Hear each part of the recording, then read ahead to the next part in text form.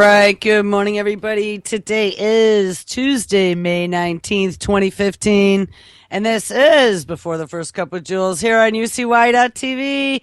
Happy, wet, soaked, soggy Tuesday for anyone who had any of those storms last night. We had hot, humid, and pretty nasty here, but nothing wicked like some of my friends down south last night. So I hope everybody's safe and did not have to get out their whitewater raft and save themselves. It was a pretty crazy night. Can't wait to see some of the footage on Weather Channel at dinner. That seems to be the new thing. Every night at dinner, I flip on the Weather Channel and here's some new storm porn going on. It's been pretty exciting. Gotta love it. Anyway, it is 68 degrees here and mostly cloudy. 68% humidity, too, so it's pretty sweaty. I had the air conditioner on out here all night, so it actually feels kind of chilly right now, but I'm sure it won't be by the time the show is over. All right, so what are we going to look at today? I was just going through some pretty humorous and yet disturbing stories from last night that I don't know if I'm going to actually talk about because they're really off topic, but maybe we'll find our way to one or two of those by the end of the show. But yesterday, what we talked about was that damn pesky internet and how the government is going to protect us from that pesky internet with algorithms and artificial intelligence. Because, yes, the internet is evil. The internet is what is doing this to all of us. It is radicalizing our children. It has become now, according to the new head of the NSA and Mr. Cyber Patrol himself, it has become a weapons system. And with that Memex that we talked about yesterday, that was a DARPA project that they were now going to put out there in open source, they will be able to bag and tag everything you write and do online, and then use an algorithm to identify who the insurgents are. So look out, everybody. It's that algorithm's coming to get you. Algorithms under every bed, gnawing at your ankles. We also saw that there were some new startup groups that were creating a new line of business called something like behavioral monitoring services that will be monitoring your online behavior and then selling that information to places like, the credit agencies. And they seem to think that they'll be able to predict, based upon where you are, what kind of neighborhoods you go visit, using your metadata as well as posts to social media, what kind of a lender, a lendee, I guess you would call it, or a payer backer of loans you will be, and whether or not you are a credit risk. So, I don't know, like I said yesterday, put on a seatbelt, pretty scary stuff. Thought crime is right on the front burner. Being able to predict emotions and tell what kind of a person you're going to be and what type of future actions you're going to take is just the very beginning as they crack more mysteries of the brain with the Brain Project, which is a global project that everybody's dumped bazillions of dollars into. Look out. I actually caught a story. We've talked about the dangling carrots for a while, and I think I might get into some of the brain. There is some disease news, some microbiome news, some Bill Gates drinks piss water news. That was actually gave me a lot of pleasure. Here's one, though, that kind of got me. We've talked about dangling carrots, dopamine, how they use video games and smartphones to addict us, that then gives us this fix of brain chemicals that does work on the same brain chemicals as addiction, such as cocaine, cigarettes, heroin, that type of stuff. There's one other thing here that caught my attention. Here we are in this downward Western spiral for Western civ as we knew it, and jobs are leaving the country quicker than we can even blink an eye. And with this TPP and TPPIP, TPIP,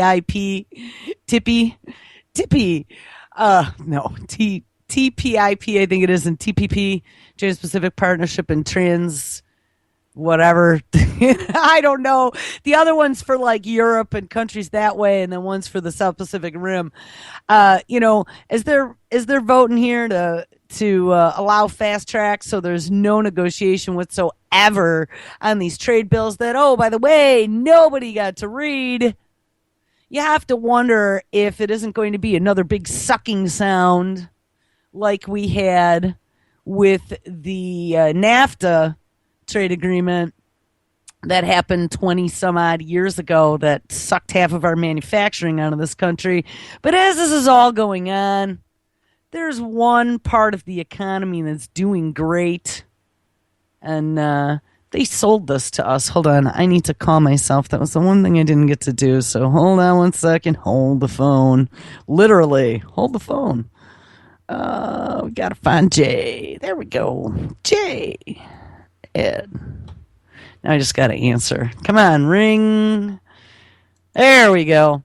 All right. So as our economy and the Western world is kind of being sucked down the drain, and hopefully this isn't crashing everything. I don't know, this computer's acting kind of funky. There is one part of the economy that seems to be doing well, and we were given the promise way back when that it was going to help fund education, so everybody bought into it easily, but here we go. If it plays. Last year, Americans gambled more than $70 billion on lottery games. And a lot of those dollars came from people who can least afford to lose the money. Derek Thompson, senior editor of The Atlantic magazine, covered this story this week, and he's here to break it down. Good morning to you, Derek. Good morning. So what did you find in this story? So millions of people play the lottery, but the lottery is played particularly among those who are lower income. As John Oliver said, we spend more money. The stat that I thought was most striking, we spend more on the lottery, $70 billion now in 2014, than on sports tickets, movie tickets, video games, books. It's just astonishing. It's more than a enormous share of entertainment. The lottery has now overtaken all of those other distractions because you're hoping to win a piece of the pie. But $70 billion with a B, $70 billion spent in a year on the lottery for the hope of getting the American dream that is no longer within our reach. Entertainment. But it's not just entertainment for poor people. A half of all ticket sales, according to Duke University, occur among the poorest third of the country. So a lot of people are obviously considering this not just fun, but also a bit of an investment. They're being preyed on for their hope. You liken this to a... Now, I'm going to stop. Preyed on for their hope. Where have we heard that before? Doesn't that seem to be the newest modus operandi? Make us want, so then we step right up and hope and allow them to execute any of their evil plans upon us that they want. We're hopeful we're going to win $1 million. We're hopeful you're going to cure us of cancer. We're hopeful that you're going to protect us from ISIS under every bed. Please, please help us. A prayer against poverty, which I thought was a very interesting expression. Yeah, I mean, it truly is. And, one really interesting study that they did is they said, all right, in order to prove that this is not just entertainment, it is also a prayer against poverty, let's compare it to something else. Movie tickets. So these clever professors said, all right, let's take a look at poorer people. As you get poorer, do you spend more on movie tickets? No. Do you spend more on lottery tickets? Yes. So this is clearly something that lower-income people are thinking of as not just a fun way to spend. It is an average of $300 per person throughout the country, but as high as $800 per person in Rhode Island. They're really spending this as a kind of prayer combined with savings. I think a lot of people who watch this, though, might say, but it's a voluntary choice. Do you feel like they are being targeted in any particular way to buy more tickets? We know that they're being targeted. We know that they're being targeted and that lottery tickets are being advertised the most in low-income areas precisely because Marketing 101, lower-income people are more likely to buy the ticket. But the reason I think this is super problematic is that, you look back 40 years ago and you didn't have state lotteries in 43 states. You had it in one. In 1980, you only had it in about a dozen. And now they're basically all around the country. And it's become a way to fund government, to tax for education, for economic development. They rely on it, in fact. They absolutely rely on it. It's a way essentially to enact a tax without actually calling it a tax, calling it voluntary spending. And that... Now, doesn't that bother you? Absolutely we know that the lottery system, despite all the promises, just like the toll road system, they were going to put in these tolls and they were only going to be temporary and it was going to pay for the highway. And did those tolls ever go away? No.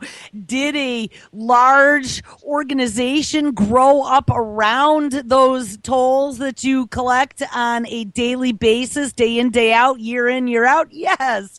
Are they big, fat, paying state jobs that you probably can't get fired from? Yes. Is there a massive bureaucracy? Yes. And do they use that money for other things besides the roads? Of course they do. It's just more ways to suck out the fixtures from the room without us realizing that they're doing it. It's called sleight of hand. And it is using brain chemicals, hope, fear. You know what? There's no other choice. You don't have a retirement, so put all your extra money into buying a lottery ticket because it could be you. That seems pernicious to me, precisely because you're asking the lowest income people to pay for this. So who is saving money in this? Because lower income people are putting in the money. Who doesn't have to put in money? The state. The state doesn't have to tax richer people. The corporate income taxes actually no longer account for nearly as much money to fund education, environmental upkeep, economic development as it used to. Now it truly is a kind of thing where they rely on the prayers of the poor in order to fund the essentials of government. This was really fascinating, Derek Thompson. Thank you so much. Thank you. They rely on the prayers of the poor to fund the government. When I heard that really bothered me. But even better than that, so I saw that clip that was from like 2 days ago. So I sit down to dinner. I flip on my good old weather channel to see which part of the country got inundated with inches of rain, mega storms and tornadoes overnight, because like I said, that's the Weather Channel's new reality TV. And I see a New York State lottery ad that I thought was new, but when I searched it yesterday, it actually ends up, it was a couple-year-old ad. But tell me what these states actually think of people buying lottery tickets when you hear something like this. If this was the commercial, hold on, it's doing the reel at the beginning. Beep, beep, 4, 3, 2.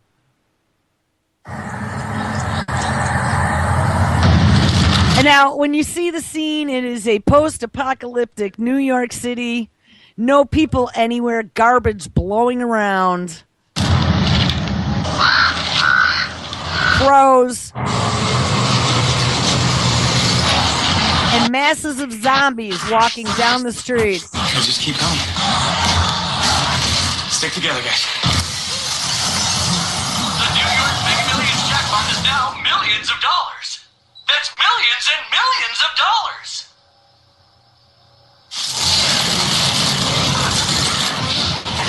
So the zombies come to the front of this storefront where there's 3 people standing with like a golf club and a baseball bat, and the zombies are all coming to the window and they smash the glass.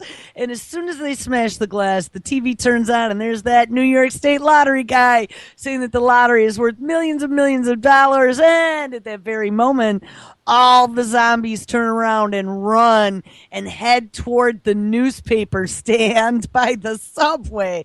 Now, what does that say about how New York, and I'm sure other states, view the lottery buying public? Like, I thought, wow, how fucking offensive is that when they're putting out ads that show the populace as being a bunch of zombies. And Jane in chat, yes, you are very correct. I was going to mention that during the clip.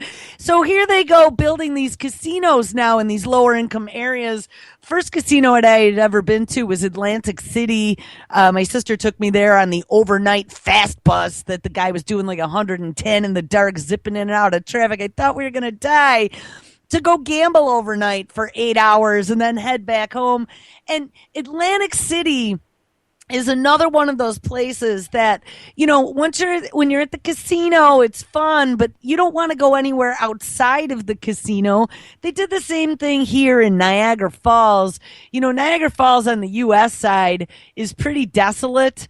and there isn't much industry at all. It's pretty gross, actually. The Canadians did a much better job of developing the Niagara Falls waterfront.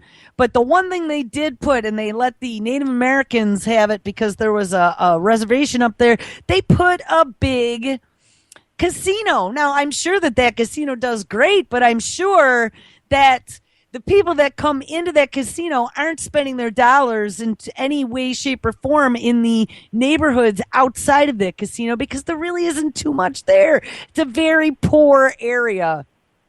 So anyway, I just wanted to point that out, the way that they use psychology to manipulate us. And we found out yesterday from a story out of Telegraph, but I saw it now in a couple different science magazines as well, how humans have a shorter attention span than goldfish thanks to the smartphones.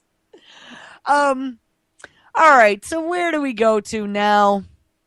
I don't know, I had a show kind of laid out in my head, but then I sort of lost it. One of the things, actually, here's a follow up from a few weeks ago when we were looking at the bird flu epidemic spreading. You know, it still amazes me how none of this has really made it to the mainstream yet. But there's been a fourth state now, and I have to find it. I think it was like we had Iowa, Wisconsin. Oh, hold on. See, what happens is when we get too far behind the eight ball, then it makes it really difficult for me to find the stories that we've been planning on reading. All right, Nebraska actually becomes the fourth state to declare the emergency over bird flu.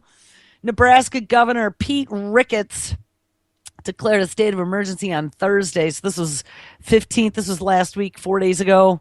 The story came out. He's declared a state of emergency from the rapidly spreading bird flu virus. The decision was made after federal agricultural officials confirmed a second farm site tested positive for the disease. And what's pretty insane here is I see a screenshot of a video that looks like it went out as a tweet that shows the bird flu outbreak since mid-December. Let's look at all these states. We have the ones that we know: Wisconsin, Iowa, Minnesota, and now Nebraska. But we also have Indiana, which I thought we looked at in the very beginning, Kentucky, I didn't know, Arkansas, Missouri, Kansas, South Dakota, North Dakota, Montana, Idaho, Washington, Oregon, and California. Guys, that is pretty mega huge. 16th state now to report cases of bird flu in a flock since December. Says the state of emergency declaration has given us additional tools to effectively deal with the disease. Yeah, what? So are they going to do like what Minnesota did and call out the National Guard to spray foam the freaking chickens and suffocate them? And it was just so horrifying. And that never made mainstream. That was just local news that was reported in. It says we have a poultry sector valued at $1.1 billion. So obviously the impacts of avian influenza will be far-reaching, said Ricketts in a press conference. Nebraska's decision follows earlier actions taken by governors in the hardest hit states of Iowa, which, yes, Iowa produces 1 of every 5 eggs consumed in the United States. The hardest hit states of Iowa, Minnesota, and Wisconsin. The virus has led to now the culling of what? 33 million birds in 16 states. Governor Ricketts said the state has already benefited from state and federal agencies. Quote, the Nebraska Department of Agriculture is coordinating with several state agencies for a thorough, expeditious response. While not a human threat, so they say, the discovery of avian influenza is a serious situation in our poultry sector, and I want to provide responders with access to all the appropriate tools to address it, he said. So, like this doublespeak there, so it makes you wonder, are they going to be enabling MRAPs to come out and battle the bird flu like they did in Africa with Ebola? Declaring a state of emergency opens the door to releasing funds and aids to the Nebraska Department of Agriculture as well as to other state agencies to contain the bird flu outbreak. And it gives agencies the power to track, monitor, and respond. Track, monitor, and respond. Track, monitor, and respond. Those seem to be the three newest keywords for anything and everything. Track, monitor, and respond. To confirm cases of the virus throughout the state, containing those animals already confirmed to have the disease. This to me, if I didn't know any better, almost sounds like it could be some other great way to perform drills right under our noses. And hey, supply and demand. Now there's going to be less poultry, so all the poultry farmers can make out huge. It also grants them culling, disinfection, and disposal powers and lets them conduct surveillance and early detection practices to stop the spread of the disease. Now, if we, and I don't know if we've talked about this recently, but I know that when September 11th happened and we were all worried about anthrax attacks in big cities, especially New York, they have been working on these little mini biosensors that they were putting all over the city, sticking them on like telephone poles and stuff that'll be able to detect an entire gamut of virulent pathogens and send early warning alerts that there had been a typhoid Mary that had released something. And look at how now is all of these never before seen, the worst we've ever seen, oh my God, we're all going to die type outbreaks that have been happening over the last year or so across the country. And now it's all about surveillance, monitoring, and response. Having a second farm in Nebraska confirmed to have the highly pathogenic avian influenza is unfortunate, but not completely unexpected, said the Nebraska Department of Agriculture Director Gary Eibach to reporters at Reuters. Eibach said the number of chickens that have died or will be killed has grown to more than 3.5 million in Nebraska.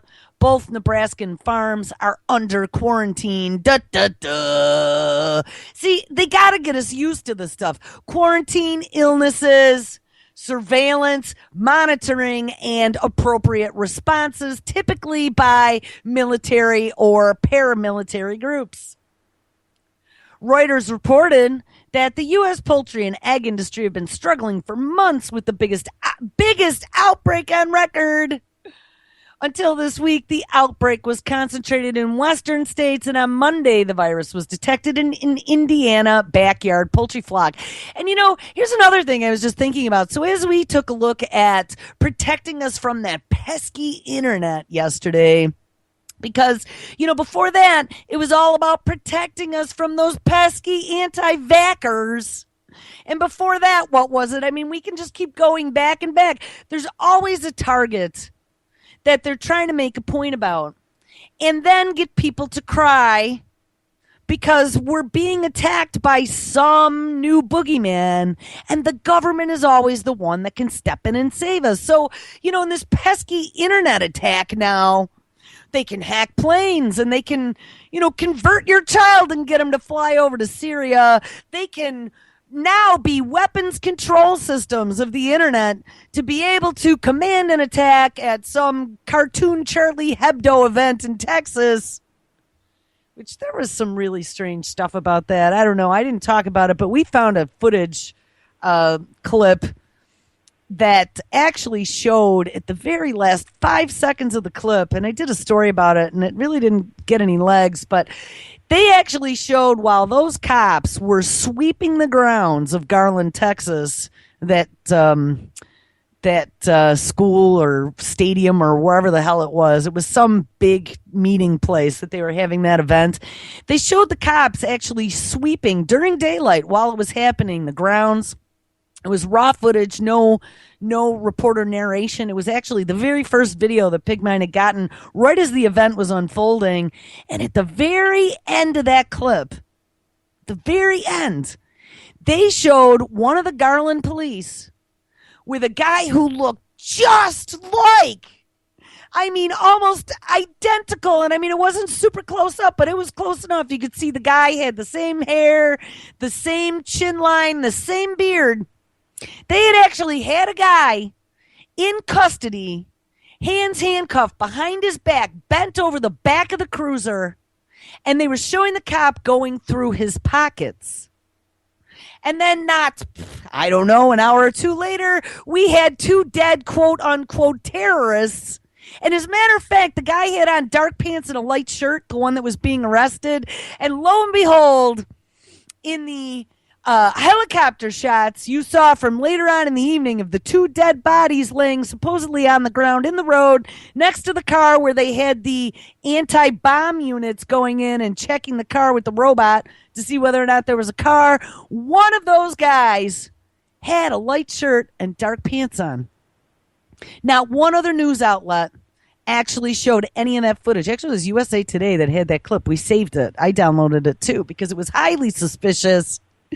And who were these people? And he happened to be the one that wasn't the one that they have been making a big story about. He kind of faded into the memory hole. But I'm telling you, there was some weird stuff about that Texas event. And now Texas, with this biker event, is even more suspect in my eyes. I saw Zori post something on Facebook this morning, and she asked a very good question.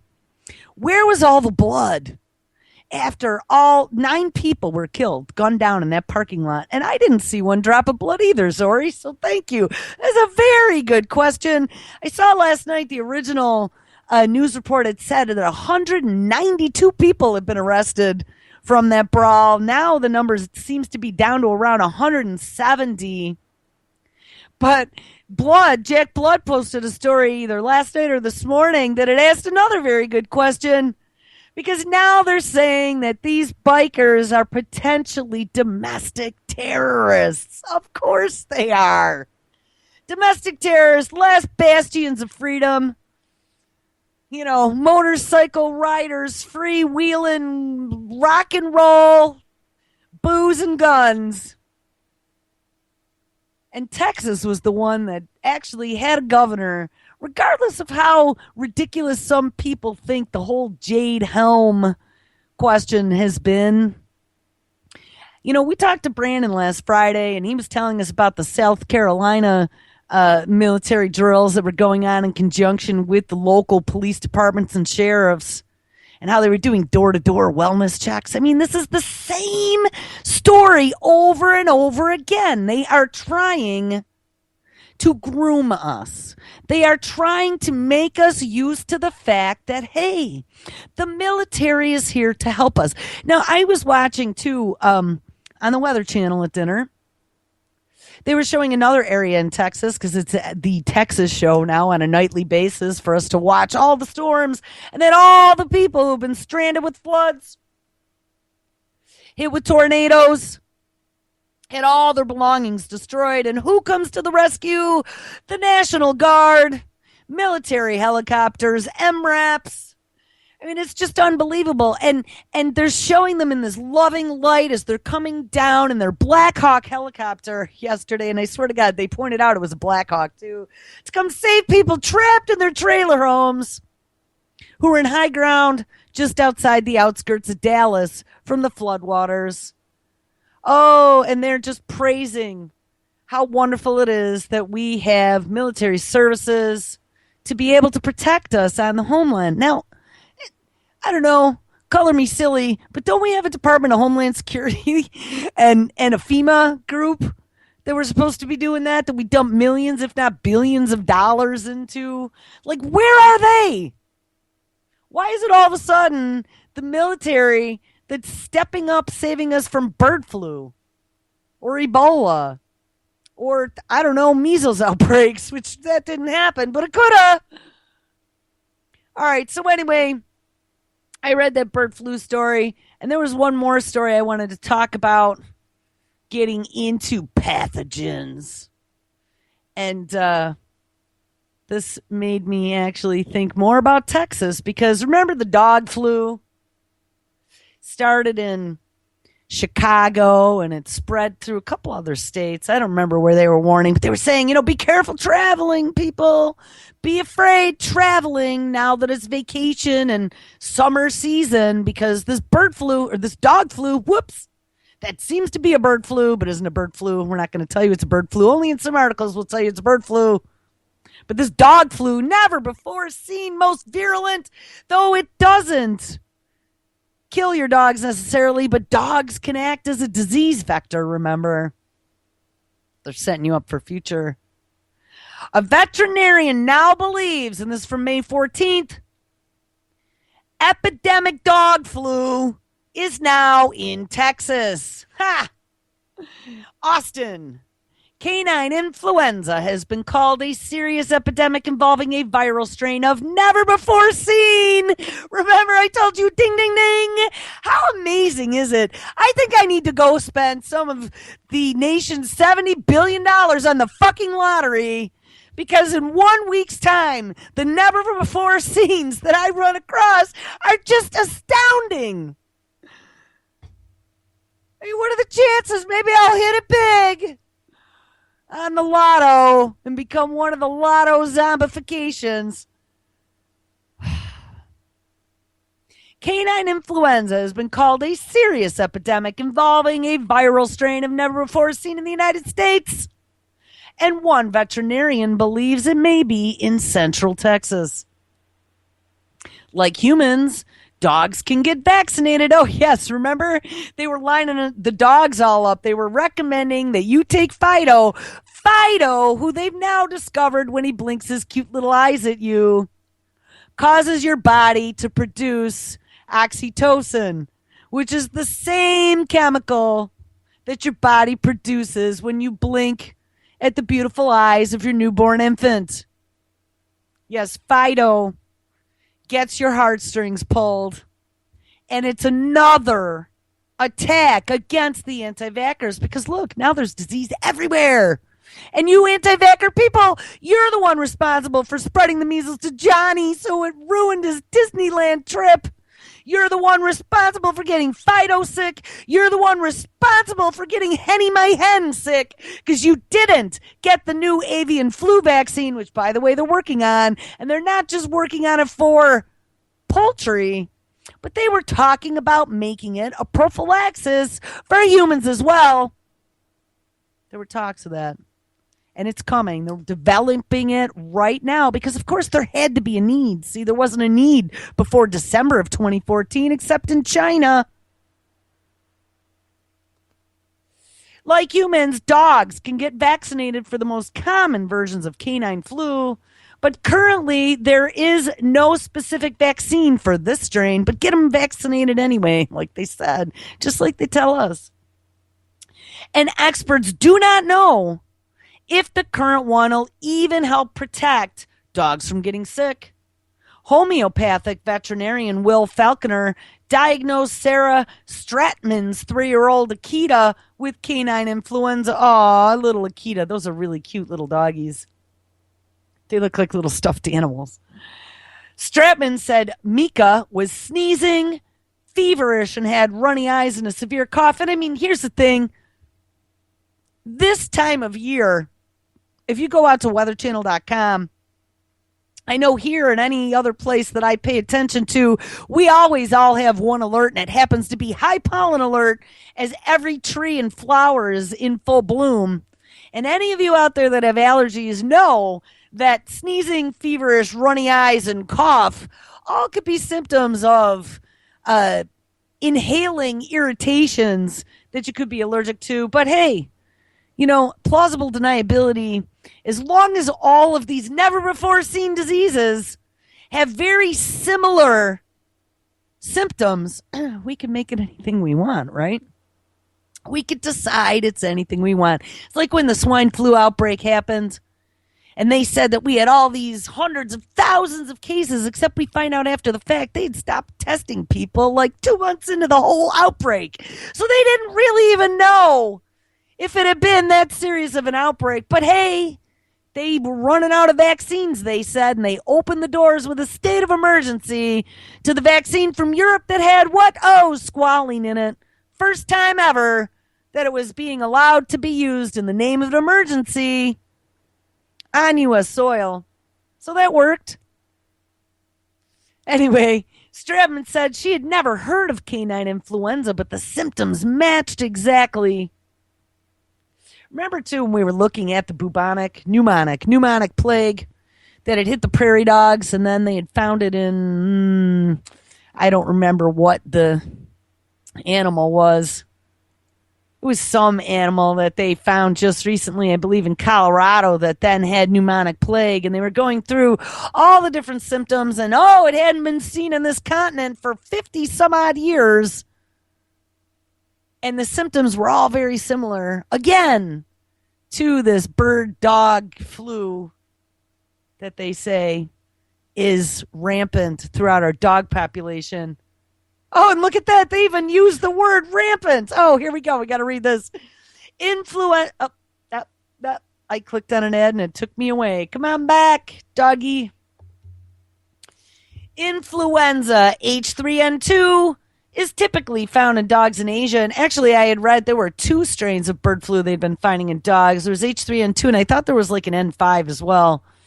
Influenza H3N2 is typically found in dogs in Asia. Hopefully, they're not the dogs that they eat.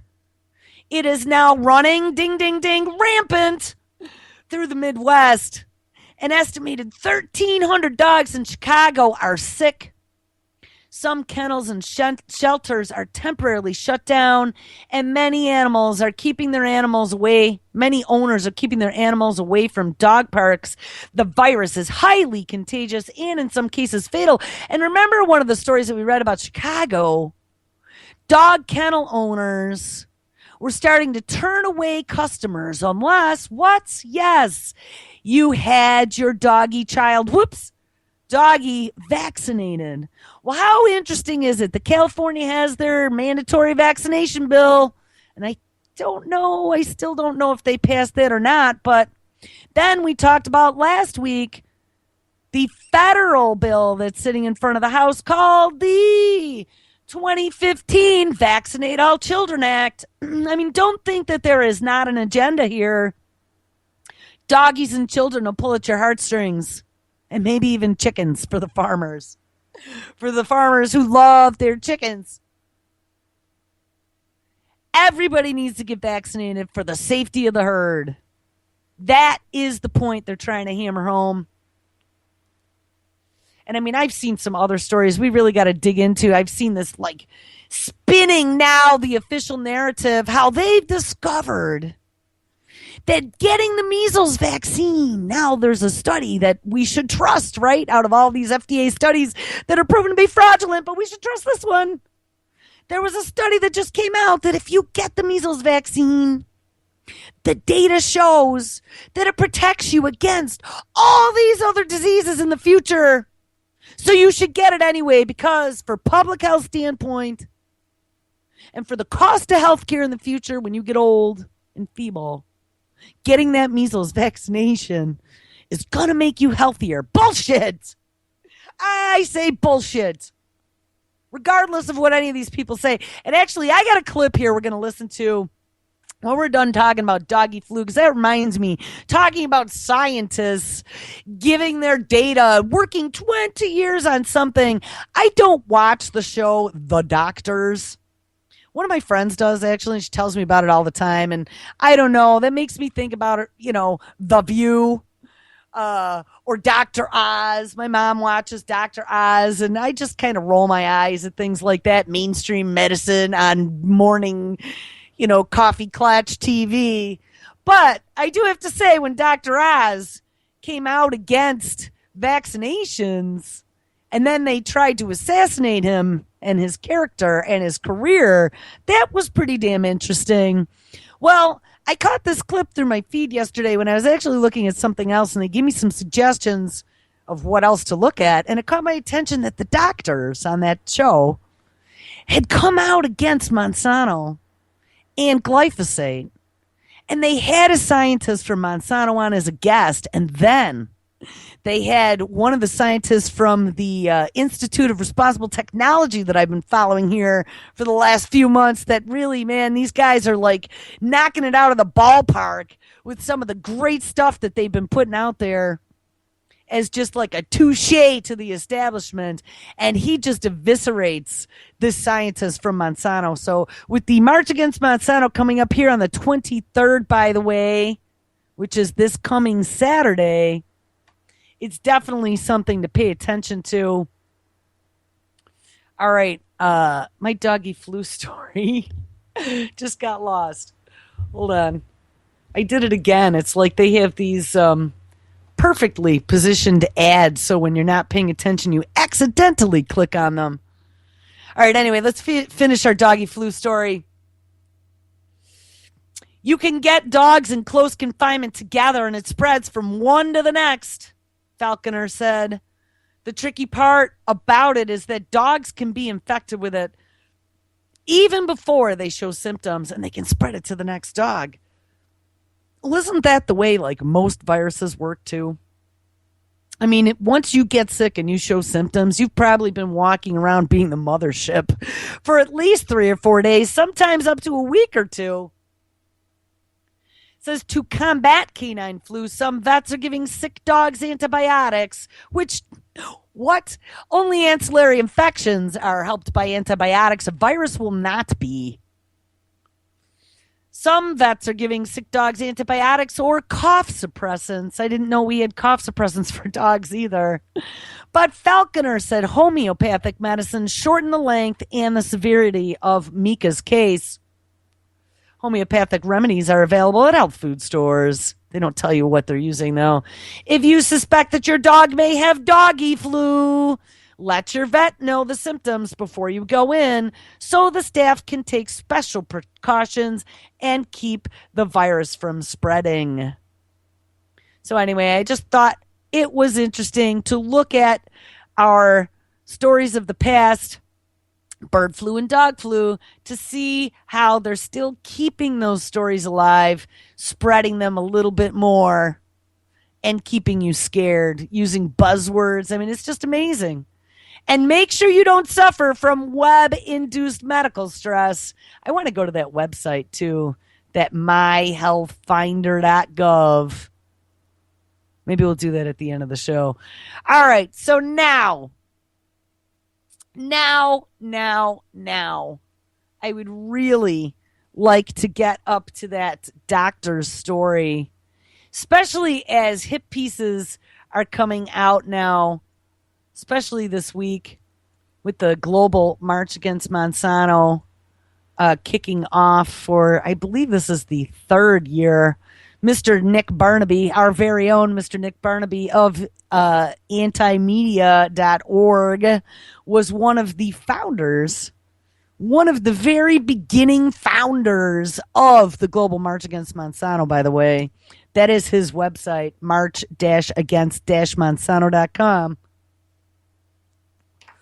And Nick, I have to say, that was actually when we first had him on UCY, was as a guest talking about the very first Global March Against Monsanto. It was awesome. So I'm glad that it has gotten awareness out there to the level of senior citizens who didn't care nor really knew anything about genetically modified foods before this all started. And I have my parents out there talking to their friends about GMOs. Even my dad, a couple weekends ago, his buddy was talking about getting some corn down at the grocery store. When he was going down, he was going to grill some corn, and my dad turns around and says to him, well, you know, any of that corn you're going to buy at the grocery store is GMO. I was like, awesome, Pops.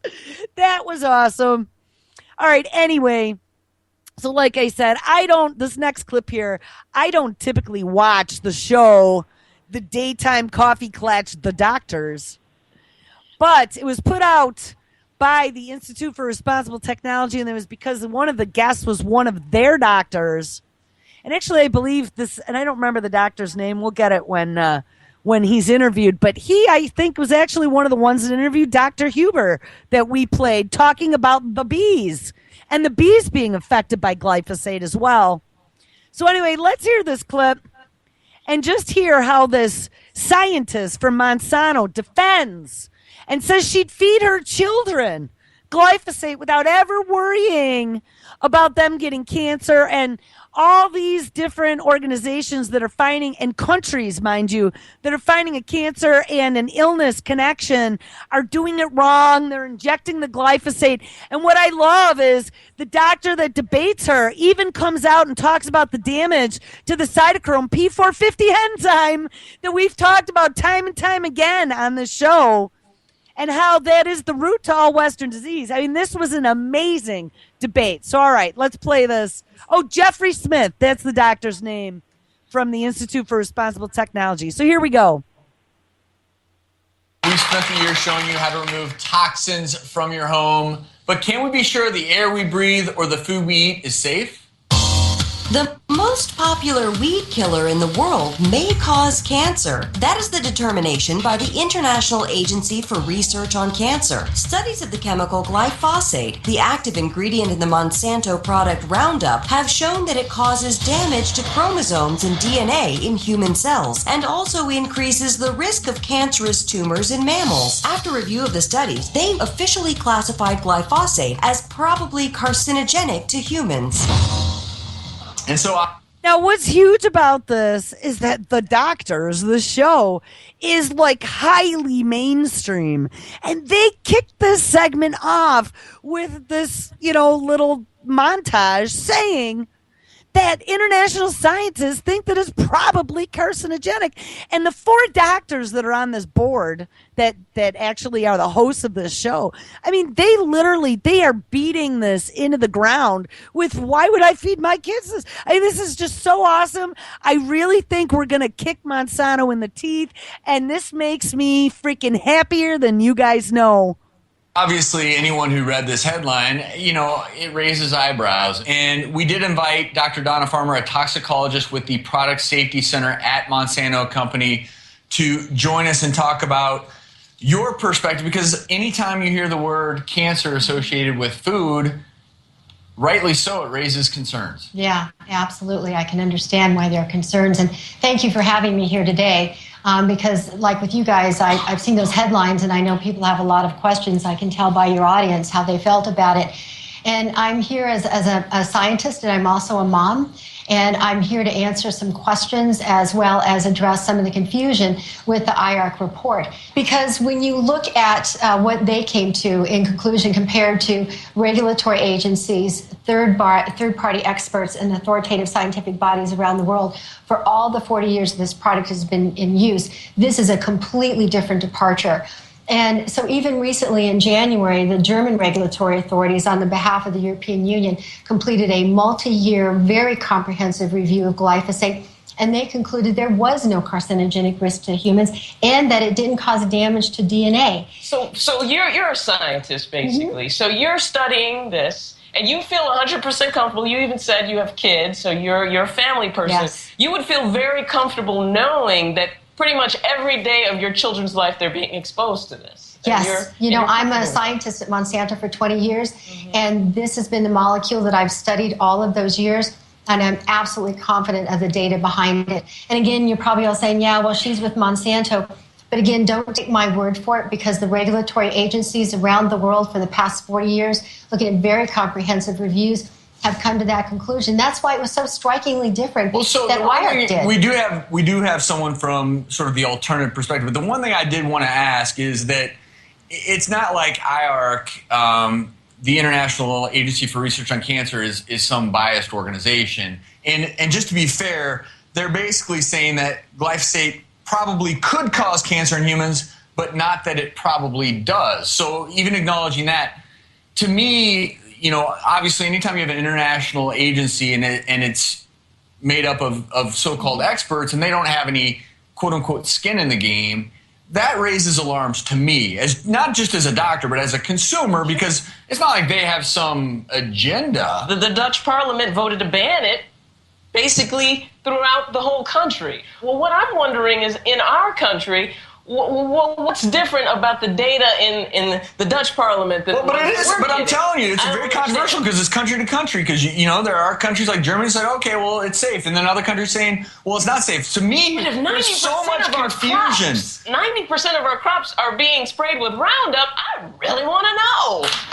Bam! This is just, oh my God, I was like cheering these guys on.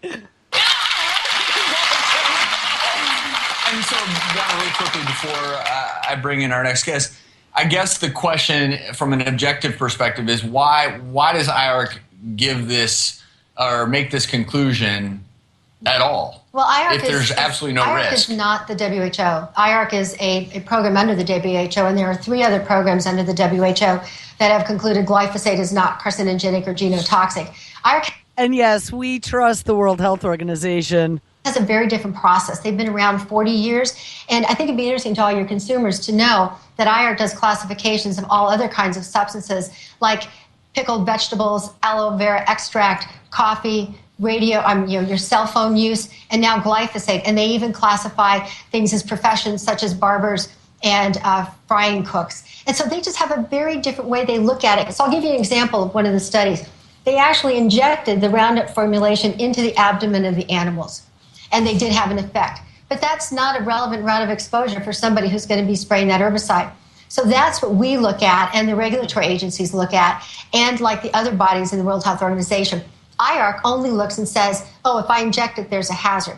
So there's different ways that we look at the data, and if we had any indication or any concerns about the safety of this product, we wouldn't be putting it out there. I've spent a lot of time reading about this recently. IARC, again, when they classify something as a probable carcinogen, they're not saying that it does cause cancer necessarily, but it's interesting when I was reading through because there are a lot of things that we do in our lives that increase cancer risk.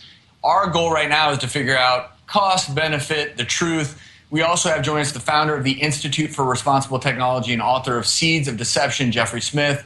And he's from Santa Fe, New Mexico right now. And you do believe that this chemical is carcinogenic, and tell us why you have that perspective. Well, we exposed for many years the company Monsanto that's making these claims.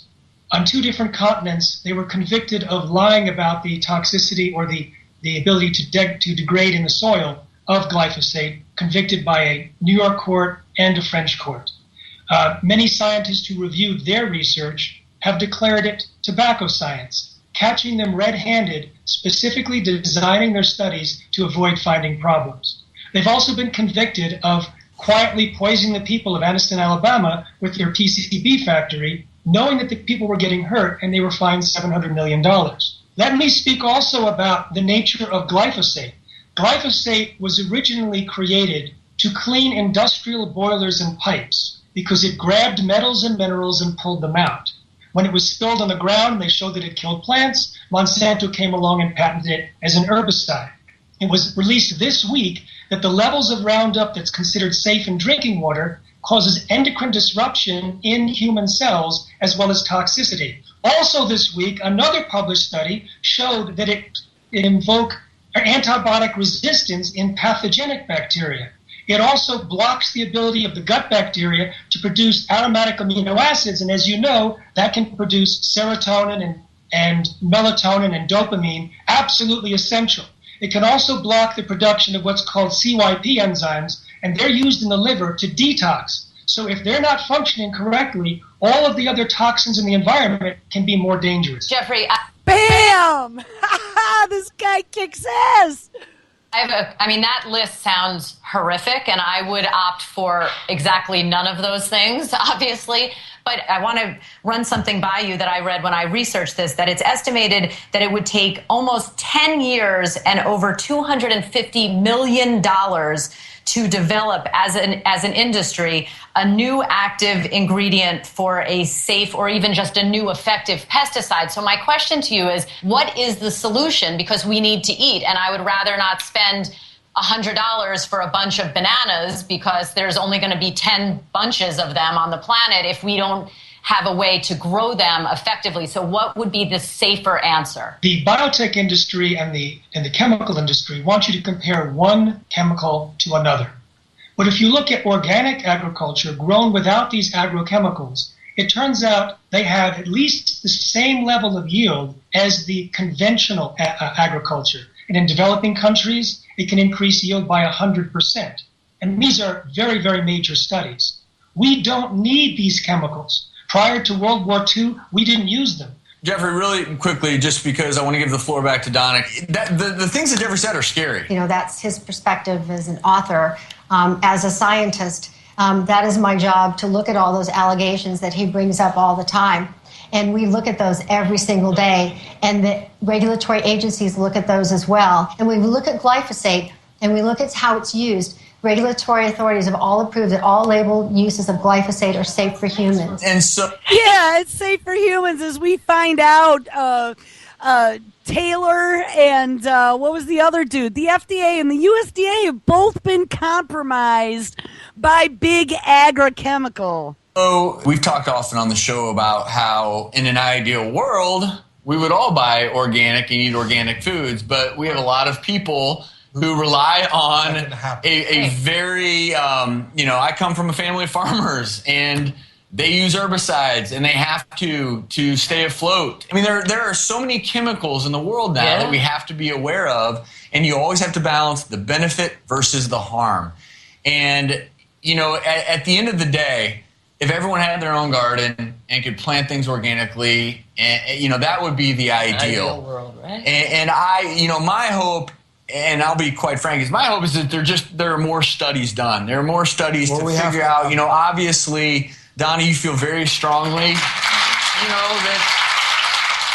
that glyphosate is not carcinogenic, that you feel very safe, but you have to understand why there are people who are dubious, like Jeffrey, and many people in our audience, because it would make